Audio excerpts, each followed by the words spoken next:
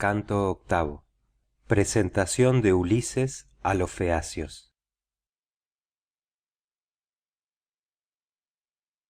Al punto que se descubrió la hija de la mañana, la aurora de rosáceos dedos, levantáronse de la cama la sacra potestad de Alcinoo y Ulises, el de jovial linaje, asolador de ciudades. La sacra potestad de Alcinoo se puso al frente de los demás, y juntos se encaminaron al ágora que los feacios habían construido cerca de las naves. Tan luego como llegaron, sentáronse en unas piedras pulidas, los unos al lado de los otros, mientras Palas Minerva, transfigurada en heraldo del prudente Alcinoo, recorría la ciudad y pensaba en la vuelta del magnánimo Ulises a su patria. Y la diosa, allegándose a cada varón, dirigíales estas palabras: Ea, caudillos y príncipes de los feacios, id al ágora, para que oigáis hablar del forastero que no ha mucho llegó a la casa del prudente Alcinoo, después de ir errante por el Ponto, y es un varón que se asemeja por su cuerpo a los inmortales. Diciendo así, movíales el corazón y el ánimo. El ágora y los asientos llenáronse bien presto de varones que se iban juntando, y eran en gran número los que contemplaban con admiración al prudente hijo de Laertes, pues Minerva difundió la gracia por la cabeza y los hombros de Ulises, e hizo que pareciese más alto y más grueso, para que a todos los feacios les fuera grato, temible y venerable, y llevara a término los muchos juegos con que éstos habían de probarlo.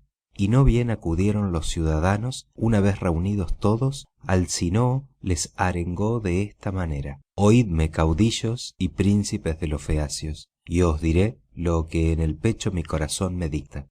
Este forastero, que no sé quién es, llegó errante a mi palacio, ya venga de los hombres de oriente, ya de los de occidente, y nos suplica con mucha insistencia que tomemos la firme resolución de llevarlo a su patria.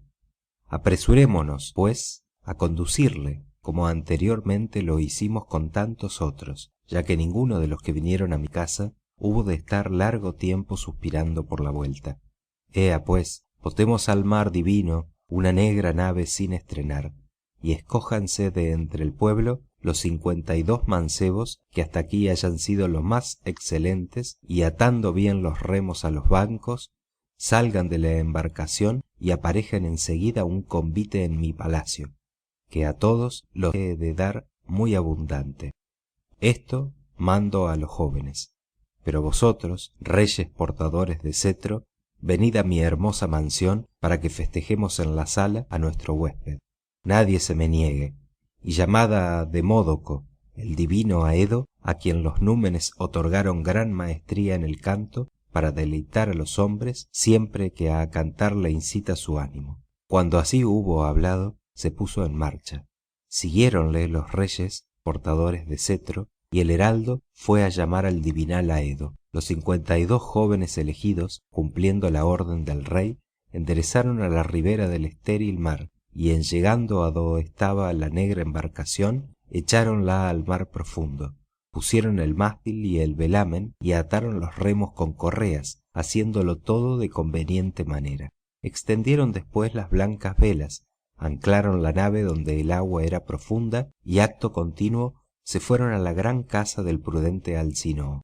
Llenáronse los pórticos, el recinto de los patios y las salas con los hombres que allí se congregaron, pues eran muchos, entre jóvenes y ancianos. Para ellos inmoló Alcinoo 12 ovejas, 8 puercos de albos dientes y 2 flexípedes bueyes. Todos fueron desollados y preparados, y aparejóse una agradable comida. Compareció el heraldo con el amable Aedo, a quien la musa quería extremadamente y le había dado un bien y un mal. Privóle de la vida y concedióle el dulce canto. Pontonoo le puso en medio de los convidados una silla de clavazón de plata, arrimándola a excelsa columna, y el heraldo le colgó de un clavo la sonora cítara, más arriba de la cabeza, enseñóle a tomarla con las manos y le acercó un canastillo, una pulcra mesa y una copa de vino, para que bebiese siempre que su ánimo se lo aconsejara. Todos echaron mano a las viandas que tenían delante, y apenas saciado el deseo de comer y de beber, la musa excitó a Laedo a que celebrase la gloria de los guerreros con un cantar cuya fama llegaba entonces al anchuroso cielo, la disputa de Ulises y del pélida Aquiles, quienes, en el espléndido banquete en honor de los dioses, contendieron con horribles palabras, mientras el rey de hombres Agamenón se regocijaba en su ánimo al ver que reñían los mejores de los aqueos, pues Febo Apolo se lo había pronosticado en la divina Pito, cuando el héroe pasó el umbral de piedra y fue a consultarle, diciéndole que desde aquel punto comenzaría a resolverse la calamidad entre teucros y dánaos por la decisión del gran Jove. Tal era lo que cantaba el ínclito Aedo. Ulises tomó con sus robustas manos el gran manto de color de púrpura y se lo echó por encima de la cabeza, cubriendo su faz hermosa, pues dábale vergüenza que brotaran lágrimas de sus ojos delante de los feacios. Y así que el divinal Aedo dejó de cantar, enjugóse las lágrimas, se quitó el manto de la cabeza y, haciendo una copa doble, hizo libaciones a las deidades. Pero cuando aquél volvió a comenzar, habiéndole pedido los más nobles feacios que cantase, porque se deleitaban con sus relatos, Ulises se cubrió nuevamente la cabeza y tornó a llorar. A todos les pasó inadvertido que derramara lágrimas, menos a Alcinó, el cual, sentado junto a él, lo advirtió y notó, oyendo a sí mismo que suspiraba profundamente. Y entonces dijo el rey a los feacios, amantes de manejar los remos: «Oídme, caudillos y príncipes de los feacios, como ya hemos gozado del común banquete y de la cítara, que es la compañera del festín espléndido, salgamos a probar toda clase de juegos, para que el huésped participe a sus amigos, después que se haya restituido a la patria, cuanto superamos a los demás hombres en el pugilato, la lucha, el salto y la carrera». Cuando así hubo hablado, se puso en marcha, y los demás le siguieron. El heraldo colgó del clavo la sonora cítara, y haciendo de la mano a Demódoco, lo sacó de la casa y le fue guiando por el mismo camino por donde iban los nobles feacios a admirar los juegos. Encamináronse todos al ágora, seguidos de una turba numerosa, inmensa, y allí se pusieron de pie muchos y vigorosos jóvenes. Levantáronse Acróneo, Ocíalo, Elatrio, Nauteo, Primneo, Anquíalo, Eretmeo, Ponteo, Proreo, Toón, Anabecineo y Anfíalo, hijo de Polinio Tectónida. Levantóse también Euríalo, igual a Marte, funesto a los mortales, y Naupólides, el más excelente en cuerpo y hermosura de todos los feacios, después del intachable Laodamante, y alzáronse por fin los tres hijos del egregio Alcinoo, Laodamante, Alio y Clitoneo, parecido a un dios. Empezaron por probarse en la carrera. Partieron simultáneamente de la raya y volaban ligeros y levantando polvo por la llanura. Entre ellos descollaba mucho en el correr el eximio Clitoneo, y cuán largo es el surco que abren dos mulas en campo noval, tanto se adelantó a los demás que le seguían rezagados. Probáronse otros en la fatigosa lucha, y Euríalo venció a cuantos en ella sobresalían. En el salto fue Anfíalo superior a los demás, en arrojar del disco señalóse Eleatreo sobre todos, y en el pugilato Laodamante, el buen hijo de Alcinoo. Y cuando todos hubieron recreado su ánimo con los juegos, Laodamante, hijo de Alcinoo, hablóles de esta suerte: «Venid, amigos, y preguntemos al huésped si conoce o ha aprendido algún juego, que no tiene mala presencia a juzgar por su desarrollo, por sus muslos, piernas y brazos, por su robusta cerviz, por su gran vigor, ni le ha desamparado todavía la juventud, aunque está quebrantado por muchos males, pues no creo que haya cosa alguna que pueda compararse con el mar para abatir a un hombre por fuerte que sea». Euríalo le contestó enseguida: «Laodamante, muy oportunas son tus razones, ve tú mismo y provócale repitiéndoselas». Apenas lo oyó, adelantóse el buen hijo de Alcinoo, púsose en medio de todos y dijo a Ulises: «Ea, padre huésped, ven tú también a probarte en los juegos, si aprendiste alguno, y debes de conocerlos, que no hay gloria más ilustre para el varón en esta vida que la de campear por las obras de sus pies o de sus manos. Ea pues, ven a probarte y echa del alma las penas, pues tu viaje no se diferirá mucho, ya la nave ha sido botada y los que te han de acompañar están prestos. Respondióle el ingenioso Ulises: Laodamante, ¿por qué me ordenáis tales cosas para hacerme burla? Más que en los juegos, ocúpase mi alma en sus penas, que son muchísimas las que he padecido y soportado, y ahora me asiento en vuestra ágora, anhelando volver a la patria, con el fin de suplicar al rey y a todo el pueblo. Mas Euríalo le contestó echándole en la cara este reproche: Huésped, no creo en verdad que seas un varón instruido en los muchos juegos que se usan entre los hombres.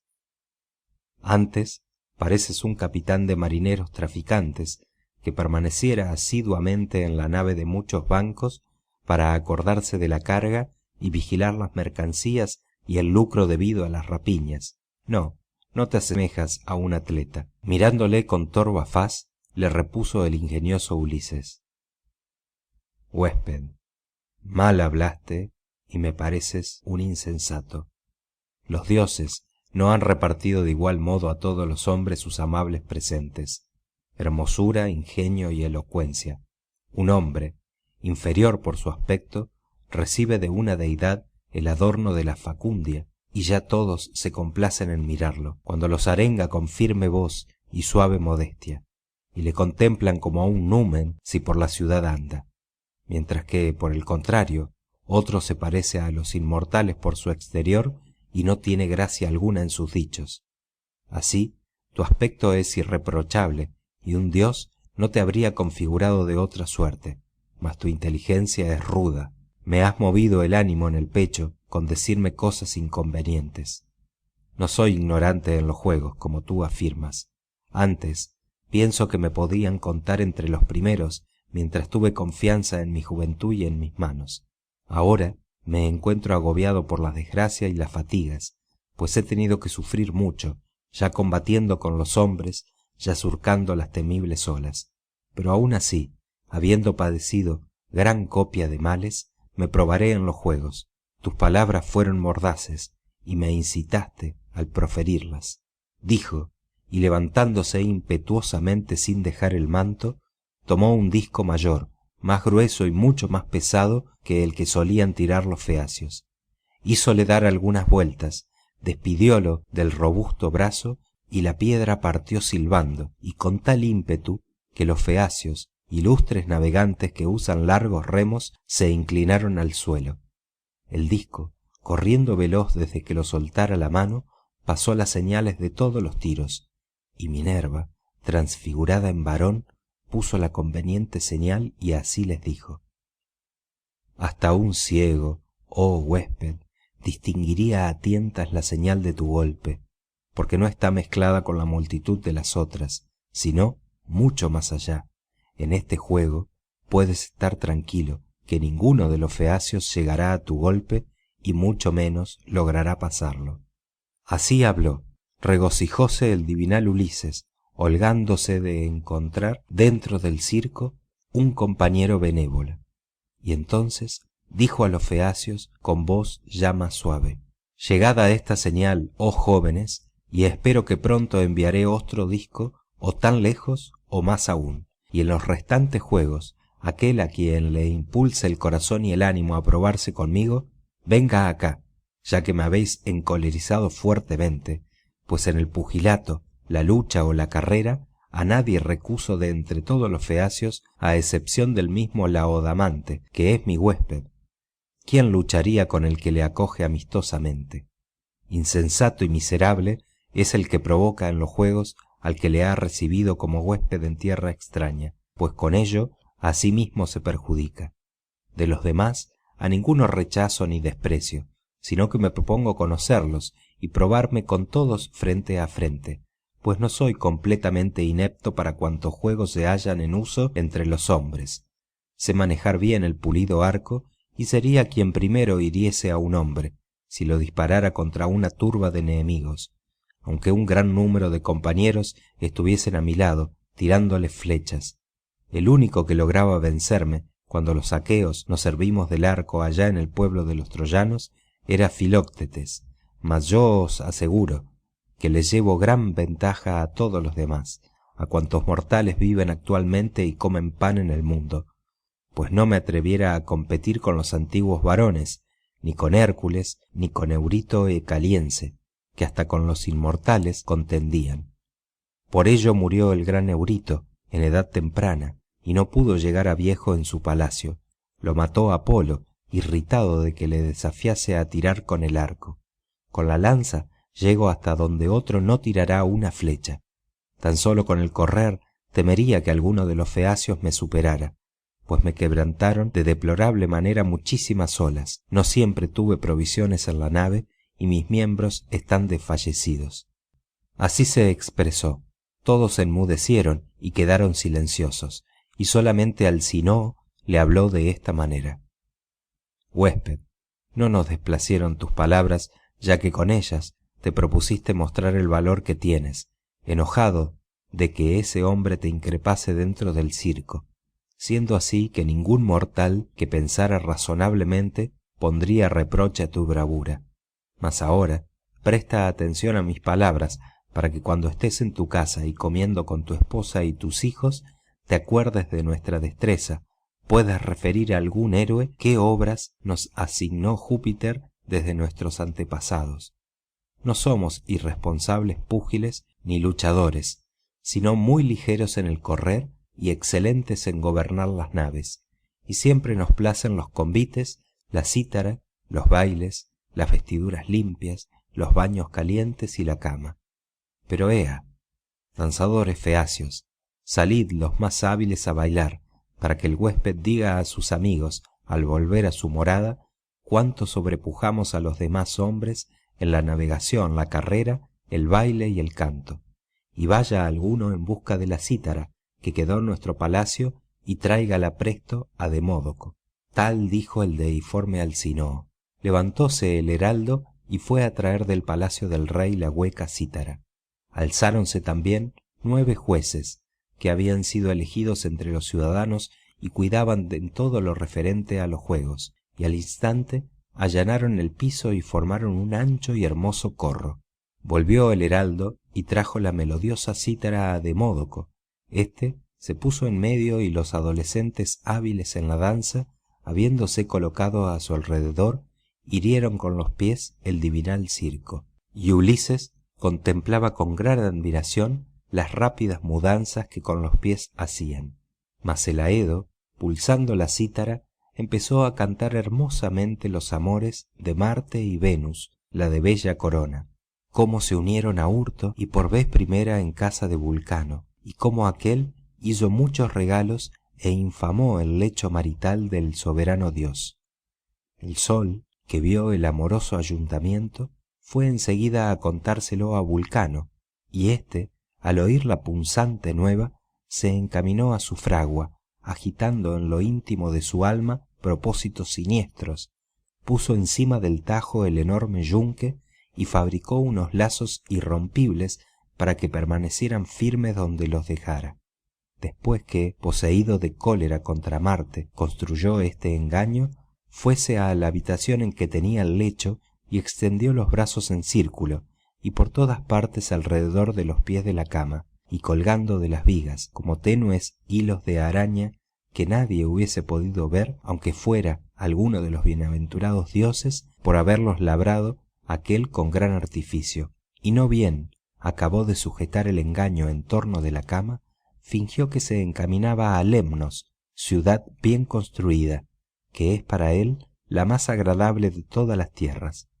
No en balde estaba al acecho Marte, que usa áureas riendas, y cuando vio que Vulcano, el ilustre artífice, se alejaba, fuese al palacio de este ínclito dios, ávido del amor de Citérea, la de hermosa corona. Venus, recién venida de junto a su padre, el prepotente Saturnio, se hallaba sentada, y Marte, entrando en la casa, tomóla de la mano y así le dijo: ven al lecho, amada mía, y acostémonos, que ya Vulcano no está entre nosotros, pues partió sin duda hacia Lemnos y los Sinties de bárbaro lenguaje. Así se expresó, y a ella parecióle grato acostarse. Metiéronse ambos en la cama y se extendieron a su alrededor los lazos artificiosos del prudente Vulcano, de tal suerte que aquéllos no podían mover ni levantar ninguno de sus miembros, y entonces comprendieron que no había medio de escapar. No tardó en presentárseles el ínclito cojo de ambos pies, que se volvió antes de llegar a la tierra de Lemnos, porque el sol estaba en acecho, y fue a avisarle. Encaminóse a su casa con el corazón triste, detúvose en el umbral y, poseído de feroz cólera, gritó de un modo tan horrible que le oyeron todos los dioses: Padre Júpiter, bienaventurados y sempiternos dioses, venid a presenciar estas cosas ridículas e intolerables. Venus, hija de Júpiter, me infama de continuo, a mí, que soy cojo, queriendo al pernicioso Marte porque es gallardo y tiene los pies sanos, mientras que yo nací débil. Mas de ello nadie tiene la culpa sino mis padres, que no debieron haberme engendrado. Veréis cómo se han acostado en mi lecho y duermen amorosamente unidos, y yo me angustio al contemplarlo. Mas no espero que les dure del yacer de este modo ni siquiera breves instantes, aunque mucho se amen. Pronto querrán entrambos no dormir, pero los engañosos lazos los sujetarán hasta que el padre me restituya íntegra la dote que le entregué por su hija desvergonzada, que ésta es hermosa, pero no sabe contenerse. Tal dijo, y los dioses se juntaron en la morada de pavimento de bronce. Compareció Neptuno, que ciñe la tierra, presentóse también el benéfico Mercurio, llegó asimismo el soberano flechador Apolo. Las diosas quedáronse por pudor cada una en su casa. Detuviéronse los dioses, dadores de los bienes, en el umbral, y una risa inextinguible se alzó entre los bienaventurados númenes al ver el artificio del ingenioso Vulcano, y uno de ellos dijo al que tenía más cerca: no prosperan las malas acciones, y el más tardo alcanza al más ágil. Como ahora Vulcano, que es cojo y lento, aprisionó con su artificio a Marte, el más veloz de los dioses que poseen el Olimpo, quien tendrá que pagarle la multa del adulterio. Así éstos conversaban, mas el soberano Apolo, hijo de Júpiter, habló a Mercurio de esta manera: Mercurio, hijo de Júpiter, mensajero, dador de bienes, ¿querrías, preso en fuertes lazos, dormir en la cama con la dorada Venus? Respondióle el mensajero Argicida: ojalá sucediera lo que has dicho, oh soberano flechador Apolo, envolviéranme triple número de inextricables lazos, y vosotros los dioses, y aun las diosas todas, me estuvierais mirando, con tal que yo durmiese con la dorada Venus. Así se expresó, y alzóse nueva risa entre los inmortales dioses. Pero Neptuno no se reía, sino que suplicaba continuamente a Vulcano, el ilustre artífice, que pusiera en libertad al dios Marte, y hablándole estas aladas palabras le decía: desátale, que yo te prometo que pagará, como lo mandas, cuanto sea justo entre los inmortales dioses. Replicóle entonces el ínclito cojo de ambos pies: no me ordenes semejante cosa, oh Neptuno, que ciñes la tierra, pues es mala la caución que por los malos se presta. ¿Cómo te podría apremiar yo ante los inmortales dioses si Marte se fuera suelto y libre ya de los lazos rehusara satisfacer la deuda?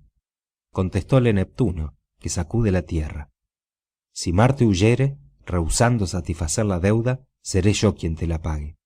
Respondióle el ínclito cojo de ambos pies: no es posible ni sería conveniente negarte lo que pides. Dicho esto, la fuerza de Vulcano les quitó los lazos.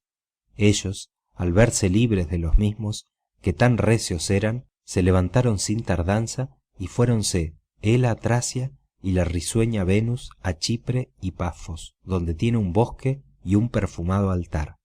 Allí las gracias la alabaron, la ungieron con el aceite divino que hermosea a los sempiternos dioses, y le pusieron lindas vestiduras que dejaban admirado a quienes las contemplaba. Tal era lo que cantaba el ínclito Aedo, y holgábanse de oírlo Ulises y los feacios, que usan largos remos y son ilustres navegantes. Alcinoo mandó entonces que Alio y Laodamante bailaran solos, pues con ellos no competía nadie. Al momento tomaron en sus manos una linda pelota de color de púrpura que les hiciera el habilidoso Pólibo, y el uno, echándose hacia atrás, la arrojaba a las sombrías nubes, y el otro, dando un salto, la cogía fácilmente antes de volver a tocar con sus pies el suelo. Tan pronto como se probaron en tirar la pelota rectamente, pusiéronse a bailar en la fértil tierra, alternando con frecuencia. Aplaudieron los demás jóvenes que estaban en el circo, y se promovió una fuerte gritería, y entonces el divinal Ulises habló a Alcinoo de esta manera: «Rey Alcinoo, el más esclarecido de todos los ciudadanos, prometiste demostrar que vuestros danzadores son excelentes, y lo has cumplido. Atónito me quedo al contemplarlos». Tal dijo.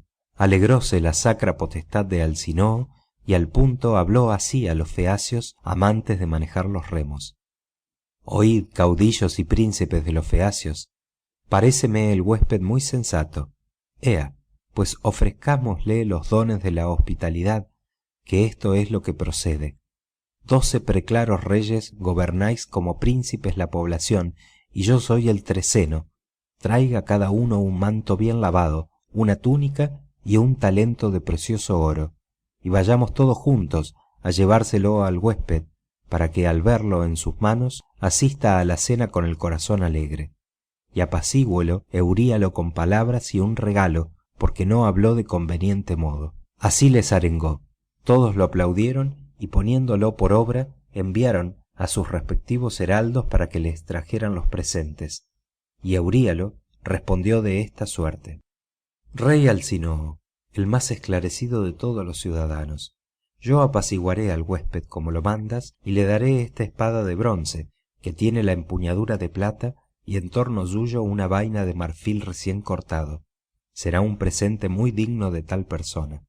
Diciendo así, puso en las manos de Ulises la espada guarnecida de argénteos clavos, y pronunció estas aladas palabras: «Salud, padre huésped.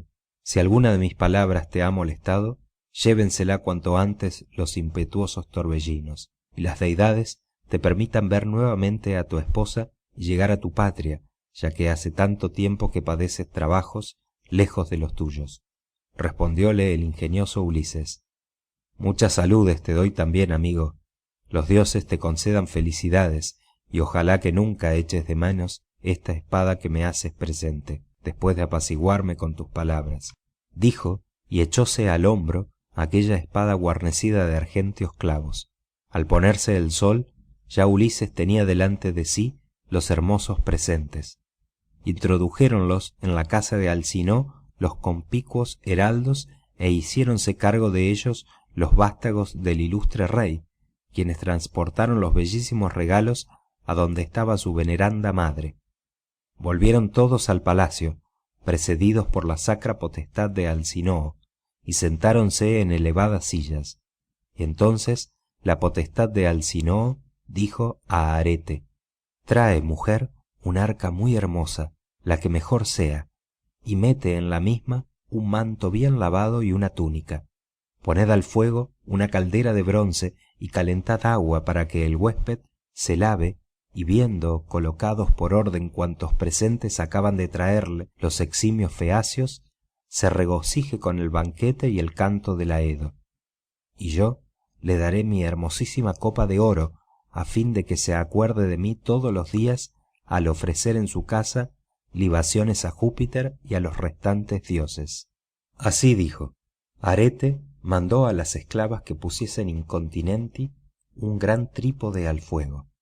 Ellas llevaron al ardiente fuego un trípode que servía para los baños, echaron agua en la caldera y recogiendo leña encendieronla debajo.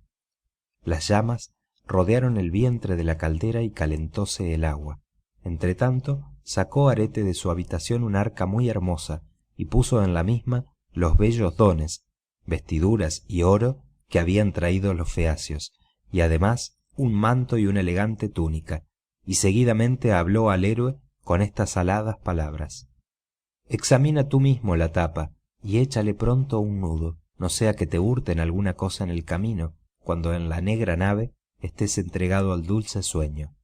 Apenas oyó estas palabras el paciente divinal Ulises, encajó la tapa y le echó un complicado nudo que le enseñara a hacer la veneranda Circe.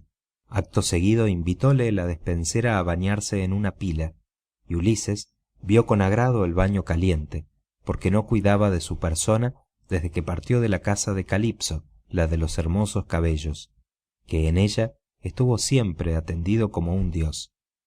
Y lavado ya y ungido con aceite por las esclavas, que le pusieron una túnica y un hermoso manto, salió y fuese hacia los hombres, bebedores de vino, que allí se encontraban. Pero Nausicaa, a quien las deidades habían dotado de belleza, paróse ante la columna que sostenía el techo sólidamente construido. Se admiró al clavar los ojos en Ulises y le dijo estas aladas palabras: «Salve, huésped, para que en alguna ocasión, cuando estés de vuelta en tu patria, te acuerdes de mí, que me debes antes que a nadie el rescate de tu vida». Respondióle el ingenioso Ulises: «Nausicaa, hija del magnánimo Alcinoo, concédame Júpiter, el tonante esposo de Juno, que llegue a mi casa y vea el día de mi regreso, que allí te invocaré todos los días como a una diosa, porque fuiste tú, oh doncella, quien me salvó la vida». Dijo, y fue a sentarse junto al rey Alcinoo cuando ya se distribuían las porciones y se mezclaba el vino. Compareció el heraldo con el amable Aedo de Módoco, tan honrado por la gente, y le hizo sentar en medio de los convidados, arrimándolo a excelsa columna. Y entonces el ingenioso Ulises, cortando una tajada del espinazo de un puerco de blancos dientes, del cual quedaba aún la mayor parte y estaba cubierto de abundante grasa, habló al heraldo de esta manera: «Heraldo, llévale esta carne a Demódoco para que coma, y así le obsequiaré, aunque estoy afligido, que a los aedos por doquier les tributan honor y reverencia a los hombres terrestres, porque la musa les ha enseñado el canto y los ama a todos».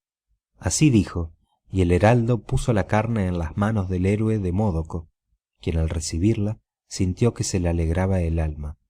Todos echaron mano a las viandas que tenían delante, y cuando hubieron satisfecho las ganas de comer y de beber, el ingenioso Ulises habló a Demódoco de esta manera: «Demódoco, yo te alabo más que a otro mortal cualquiera, pues deben de haberte enseñado la musa, hija de Júpiter, o el mismo Apolo, a juzgar por lo primorosamente que cantas, el azar de los aquivos y todo lo que llevaron al cabo, padecieron y soportaron, como si tú en persona lo hubieras visto o se lo hubieses oído referir a alguno de ellos. Mas, ea, pasa a otro asunto y canta cómo estaba dispuesto el caballo de madera construido por Epeo, con la ayuda de Minerva, máquina engañosa que el divinal Ulises llevó a la Acrópolis, después de llenarla con los guerreros que arruinaron a Troya. Si esto lo cuentas como se debe, yo diré a todos los hombres que una deidad benévola te concedió el divino canto».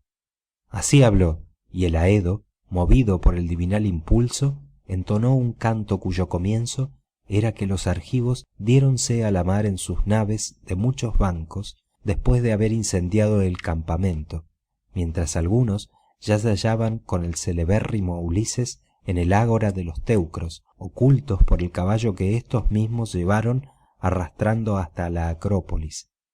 El caballo estaba en pie, y los teucros, sentados a su alrededor, decían muy confusas razones y vacilaban en la adopción de uno de estos tres pareceres: hender el vacío leño con el cruel bronce, subirlo a una altura y despeñarlo, o dejar el gran simulacro como ofrenda propiciatoria a los dioses. Esta última resolución debía prevalecer, porque era fatal que la ciudad se arruinase cuando tuviera dentro aquel enorme caballo de madera donde estaban los más valientes argivos que llevaron a los teucros el estrago y la muerte. Cantó cómo los aqueos, saliendo del caballo y dejando la hueca emboscada, asolaron la ciudad.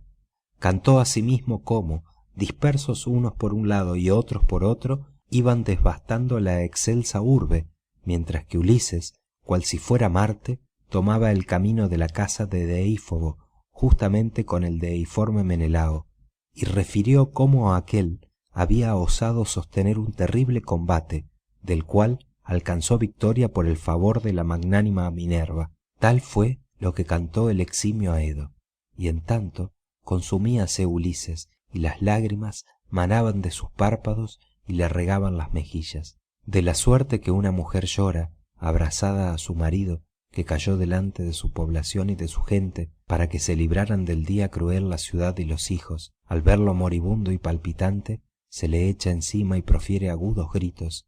Los contrarios la golpean con las picas en el dorso y en la espalda, trayéndole la esclavitud a fin de que padezca trabajos e infortunios, y el dolor miserando deshace sus mejillas. De semejante manera Ulises derramaba de sus ojos tantas lágrimas que movía a compasión. A todos les pasó inadvertido que vertiera lágrimas, menos a Alcinoo, el cual, sentado junto a él, lo advirtió y notó, oyendo a sí mismo que suspiraba profundamente. Y enseguida dijo a los feacios, amantes de manejar los remos: «Oídme, caudillos y príncipes de los feacios, cese Demódoco de tocar la melodiosa cítara, pues quizás lo que canta no le sea grato a todos los oyentes. Desde que empezamos la cena y se levantó el divinal Aedo, el huésped no ha dejado de verter doloroso llanto. Sin duda le vino al alma algún pesar. Mas, ea, cese aquel para que nos regocijemos todos, así los albergadores del huésped como el huésped mismo, que es lo mejor que se puede hacer, ya que por el venerable huésped se han preparado estas cosas, su conducción y los dones que le hemos hecho en demostración de aprecio. Como un hermano debe tratar al huésped y al suplicante, quien tenga un poco de sensatez, y así no has de ocultar tampoco con astuto designio lo que voy a preguntarte, sino que será mucho mejor que lo manifiestes. Dime el nombre con que en tu población te llamaban tu padre y tu madre, los habitantes de la ciudad y los vecinos de los alrededores, que ningún hombre, bueno o malo, deja de tener el suyo desde que ha nacido, porque los padres lo imponen a cuantos engendran. Nómbrame también tu país, tu pueblo y tu ciudad, para que nuestros bajeles, proponiéndose cumplir tu propósito con su inteligencia, te conduzcan allá, pues entre los feacios no hay pilotos, ni sus naves están provistas de timones como los restantes barcos, sino que ya saben ellas los pensamientos y el querer de los hombres, conocen las ciudades y los fértiles campos de todos los países, atraviesan rápidamente el abismo del mar, aunque cualquier vapor o niebla las cubra, y no sienten temor alguno de recibir daño o de perderse. Si bien oí decir a mi padre Nausitoo que Neptuno nos mira con los malos ojos porque conducimos sin recibir daño a todos los hombres, y afirmaba que el dios haría naufragar en el oscuro Ponto un bien construido bajel de los feacios al volver de conducir a alguien, y cubriría la vista de la ciudad con una gran montaña. Así se expresaba el anciano, mas el dios lo cumplirá o no según le plegue. Ea, habla, y cuéntame sinceramente por dónde anduviste perdido y a qué regiones llegaste, especificando qué gentes y qué ciudades bien pobladas había en ellas, así como también cuáles hombres eran crueles, salvajes e injustos, y cuáles hospitalarios y temerosos de los dioses. Dime por qué lloras y te lamentas en tu ánimo cuando oyes referir al azar de los argivos, de los dánaos y de Ilión. Diéronselo las deidades, que decretaron la muerte de aquellos hombres para que sirvieran a los venideros de asunto para sus cantos.